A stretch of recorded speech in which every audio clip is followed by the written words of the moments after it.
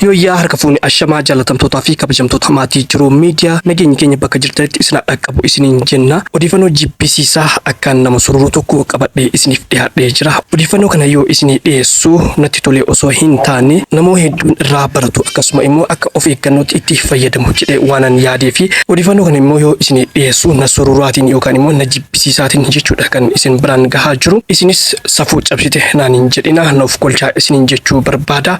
Odeeffannoon kun kan hojjetameen afaan Amaaraatiin asis afaan Oromootti hiikee qabadhee isiniif dhiyaadhee jira. Isinis viidiyoo kana hamma xumuraa ilaalaa akkasuma laayikii fi sheerii tuquu hin dagatinaa. Namoonni ijoo miidiyaadhaaf haaraa taatan yookaan sabskiraayib gochuudhaan maatii keenya ta'a. Asumaan gara odeeffannootti isin dabarsina. ቪዲዮ ለታሪክ ይቀመጥ ይሄድ ያለሁት አንድ ጌ የሆነ ሰውዬ ቀጥሮኝ ቪዲዮን ኩን ሴናadhaaf haa ta'u bakki an deemaa jiru nama gee ta'e tokkotu billaba naaf qabatee isa bira deemaara. Isaan fakkaadhee billaba qabee fi amma isa bira deemaa jira. Namni kunis nama beekamtii qabudha. Gaazexeessaadha. Nama namoonni baay'een beekanidha. Yoo isinitti mul'ise beekuu dandeessanii. Nama kana isaan fakkaadhee wajjin haasa'ee jira. Akkuma isaanitti jechuudha. Akka nama gee ta'eetti innis gammadee nafaan haasa'e. Waan isa wajjin haasa'ee tokko isaatiin screenshot godhee ragaadhaaf qabadhee dhufee jira. Tokko isaatiin isiniif isa amma Finfinneedhaa ka'ee ana arguudhaaf dhufaa jira. Anis gara isaa deema. Dhugaa ta'ee yoo dhufe akkattan ani isa salphisu akkattan ani isa adabu viidiyoodhaanis waraabee isinitti mul'isa. Namoonni baay'een ana wajjin jiru. Hiriyoota koottis himee isaan qopheessee jira. Namoonni baay'een qophaa'anii jiru isa adabuudhaaf jechuudha. Yoo dhugaa ta'ee har'a dhufe salphina isaa ka wajjin arginu ta'a. San dura garuu mee waan isa wajjin haasofne wajjin haa ilaallu isiniifan dubbisa.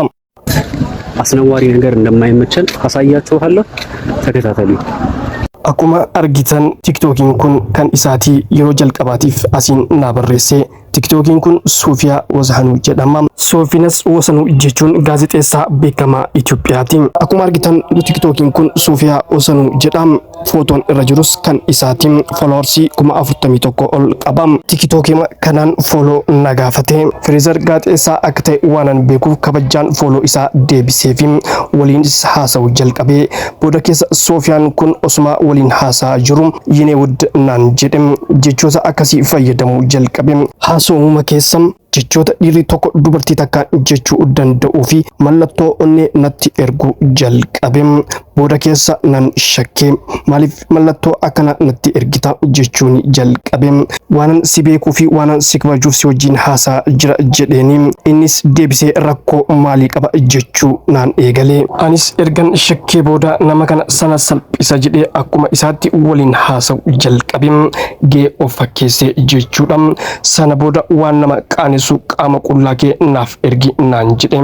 Lakki ani hin ergu ati dura naaf ergi jedheeni. Innis qaama qullaa naaf ergee isayyuu karaa bobbaa taa'uun jechuudhaan baay'een rifadhe. Suuraa yoo naaf ergu suuraan kama isaatiin innis deebi'ee keetis naaf ergi naan jedhe. Anis deebisee lakki suuraa siif ergu irra na bira dhuftee qaamumaan qaama saalaa koo arguu siif hoyya jedheeni. Innis booda ani Finfinnee jira ati Adaamaa jirta fagoo jirraamii walirraa jedhee naaf deebise. Anis salphisuu waanan barbaadeef deemsa sa'aatii tokkootii kootu jedheeni. Gaazexeessaan kunis Finfinneedhaa ka'ee Adaamaa dhufe. Adaamaa yommuu dhufu osoo ana wajjin wal hin argin naaf bilbilee akkana naan jedhe. Adaamaa gahee jira waliin bullaa sireen kee nama meeqa qabata nama biraas itti naa dabalii namni tokko nan gahu. Anis deebisee rakkoo hin qabu jedheeni. Sana booda konkolaataa qabatee bakka ani jirutti dhufee gaazexeessaan Soofiyaan. Anis ijoollee qopheessee baajaajii qopheessee isa eegee yeroo inni na bira gahu ijoollee qopheeffadhe wajjin viidiyoo waraabaa ol fuudhee gadi fuudhee isa qaxaqaxee.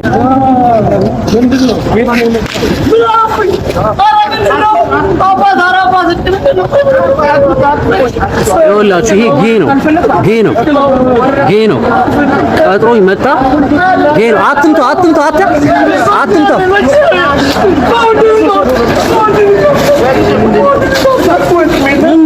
አንተ ምንድነው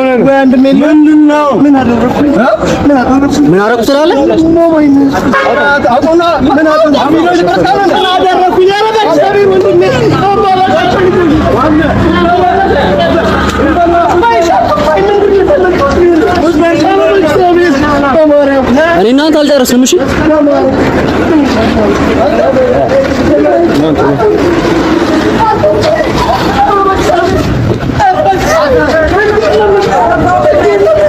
ወንዴ በቃ ለቀው፣ ወንዴ ለቀው። sababni viidiyoo kana isiniif gadhiisee fi akkuma argitan viidiyoo kana duraa duubaan isinitti mul'isee jira. Sababni viidiyoo kana isiniif gadhiiseef immoo ani akka dhuunfaa kootitti akkasuma namoonni baay'een waa'ee keessan hin beeku, garuu ani akka dhuunfaa kootitti waan kana ni balaaleffadha. Namoonni baay'een kallattii keessaatiin namoonni nama kana fakkaatan kan haasa'u barbaadan jiru. Soofiiniyaas tasa harka koo irra bu'eeti kan akkanatti salphate. Suuta immoo namoota akkasii kan salphisnu ta'a. Sababni guddaan viidiyoo kana hojjedheef immoo namoonni nama kana wajjin hariiroo qabdan akka of eeddaniif gaazexeessaa kana wajjin jechuudha. Soofiyaa akkuma beektan gaazexeessaadha. Akkasuma immoo shoo qabaa. Miidiyaa irrattis oduu yeroo dubbisuu ni dhageenya. Nama beekamtii qabuudha. Nama waan guddaa dalagaa jirus. Akkuma argitanii namni kun dubartiidhaaf iddoo hin qabu. Yeroo dhiiraa wajjin haasa'u garuu kamali fedhiin isaa ka'a. Kanaaf immoo namoonni hariiroo isa wajjin qabdan keessattuu dhiironni bakka addaatitti yoo tasa isin argate waan hin taane irra isin buusuu danda'a waan ta'eef of eeggadhaa. Yoo ilaaltanii nama fayyaalessa bareedaa fakkaata, garuu keessi isaa hamaadha. Kanaaf immoo of eegaa. Osoo dubbii kiyya hin xumuriin dura waan tokkoon uummata Itoophiyaatti himuu barbaada. Gaafan gocha kana Soofiyaa irratti dalagee Soofiyaan gaba feesbuukii isaatiin Adaamaa dhaqee durriyoonni guyyaa adiidhaan na saamanii, sababni ani Adaamaa dhaqeef immoo laaptooppii hiriyyaan kiyya biyya alaatii naaf erge fudhachuu dhaqee achitti durriyoonni na qabanii na saamanii. Amma ani bahee jira, garuu laaptooppii saamamee jira. Wanti guddaan lubbuudha waan ta'eef lubbuu bahuu koo ni gaha jedhee gara fuula feesbuukii isaatiin maxxanse. Wanti sun garuu kijibaa uummanni Itoophiyaa kana beekuu qaba. Egaa jaalatamtootaa fi kabajamtoota maatii Jiruu Miidiyaa eenyu akka amanuyyuu nama ulfaata. Yoo namoonni bebbeekamoon akkana ta'an biyyattii san keessatti namoonni hin beekamin maal irra jiru kan jedhuyyuu baay'ee namatti ulfaata. Eenyu akka amantuyyuu wal harkaas dhahaa jechuudha. Baay'ee gurbaan gaazexeessaa Soofiyaa jedhamu kuni kana dura waan kanaan shakkamee wama akkuma huccaan jedhe kanaan jechuudha gara fuula feesbuukiitiin nama tokko haasofsiisee akkanumatti gaafiif deebii miidiyaa irratti godheeni gaafii kana gaafatame. Namni si himataa ture waan akkana dhimma kee irratti haasa'amaa ture, dhimmi kun akkam jedhame irraa gaafate jechuudha gaazexeessaan intarvii godhe sun. Innis feesbuukiin koo haak ta'eetii hiriyaa kootu waan akkasiin irratti dalagee jechuudhaan gaazexeessaa kanaaf deebisa. Akka achirratti dubbatetti Soofiyaan ani waan kana keessaa quba hin qabudha. Akkasuma immoo kana dura miidiyaa irra hojjeturraa dhimma kanaan shakkame akka ari'amedha. Achi booda immoo nisaa yookaan immoo tsabala waan akkasii yookaan immoo akka amantaa musliimaatti tooybaa deebi'eera jechuudhaan akka miidiyaa sanitti deebi'eedha kan irraa dubbatamaa jiru. ወደ ሰሞናዊ ጉዳይ ልመጣ ነው። ምን ተፈጥሮ ነው ፌስቡክ ላይ ፓስወርድ ተሰርቄ ነው የሚል አጭር ጽሑፍ አይቻለሁ ከአንድ ቀን በፊት የጻፍከው። እሱም በዝርዝር እንድታወራ ይፈልጌ ነው። ጽሑፉን ያስዋሴ እሺ ተክሌ ቴንክ ዩ። ያው ብዙ ማለት አልፈልግም፣ ግን ምንድነው የኔን ፓስወርድ በሌላ ሰው በሌላ ሰው ሞባይል ቀፎ ገብቼ ነበር ከዚህ በፊት ያሰው ነገር ውስጥ ያለው ሰሞኑን አየሁኝ ፌስቡክ ላይ ተፖስቶ የተለያዩ ቴክስቶችን ሲላላክ የነበረ ሰው አየሁኝ። Namni kun yeroo isan akkas ta'ee yoo dhuguma feesbuukii isaan haak ta'ee har'a hoo maali? Tiktookiin sun kiyyaa miti jechuudhaaf qaamaan argame namni kun. Dhuguma yoo akkana ta'e namni kun dhiira meeqa galaafatee jira? Hin beekamu malee haga hojjettoota walii hojjetu waan kana hojii raawwatuu danda'a.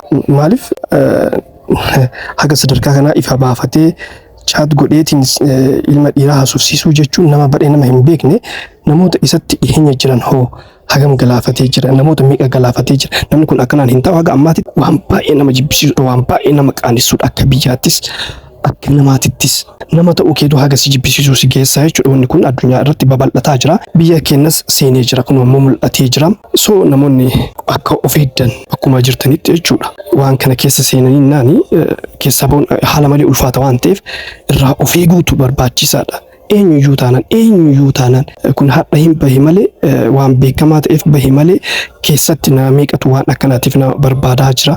Kanaaf of eegaa isiniin jenna jaalatamtootaa fi kabajamtoota maatii Jiruu Miidiyaa bakka jirtanitti rabbii isin haa eegu. Odeeffannoon guyyaa har'aa qabannee isiniif dhiyaanne hanganuma odeeffannoo kenna biraatiin hamma walitti deebinutti nagaan turaa isiniin jenna. Namoonni Jiruu Miidiyaadhaaf haaraa taatan yookaan sabskiraayibiin godhin sabskiraayib gochuudhaan maatii Jiruu Miidiyaa akka taatan akkasuma laayik sheer gochuudhaan nu jajjabeessaa dhaamsa keenya waan wajjin turtaniif galatoomaa ulfaadha.